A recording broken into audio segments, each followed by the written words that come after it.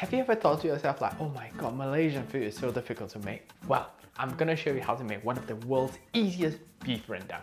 Ready? Get yourself some diced beef. Now to this diced beef, we're gonna marinate it with some rendang chili paste. We're gonna use the full jar.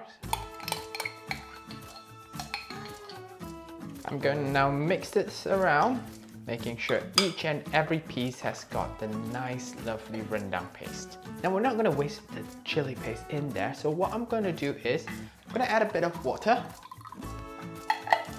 Then I'm going to shake out all the remaining paste and then pour in our rendang water. Give this a good mix again.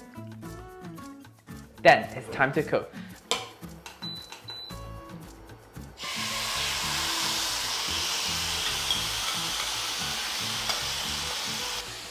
And then just keep stirring it. Now to the bowl I used to marinate the beef rendang, I'm gonna add a bit of water to it. Make sure to clean out the bowl as much as you can with the water so that you're not wasting any rendang paste. Gonna keep stirring it until it thickens up.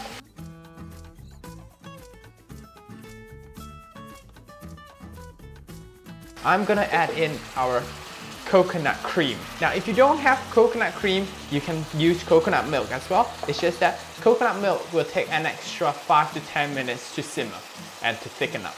So here's where it gets interesting. In the traditional Malaysian rendang, we always add kerisik, which is a coconut butter, but instead of coconut butter, I'm making it super simple for all of us.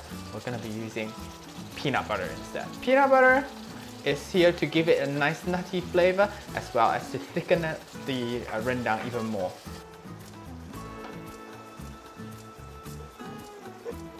Now it's starting to thicken even more. Let's season it with some salt and continue stirring it. So you can see the oil is starting to float to the top. Now you know it's done. So give it one good final stir. Look how thick and creamy the entire beef rendang looks. I'm gonna slice out my coriander. This is gonna add as my garnish. Now the best garnish for this dish is actually kaffir lime leaves. Like fresh kaffir lime leaves, it's quite difficult to get. So why not just use coriander, fresh coriander. We're gonna add in some colors as well, chilies. This is a shortcut version of making a beef rendang. If you want the real deal, go onto my YouTube channel and find out ultimate beef rendang. To my favorite part, time to tuck in. Wow, look at that.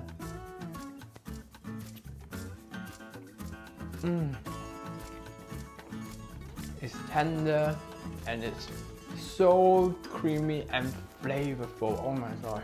If anyone tells you Malaysian cooking is difficult, show them this one. Right, if you've got any questions or suggestions, just pop them in the comments down below. I'll see you next time. Jumpa lagi.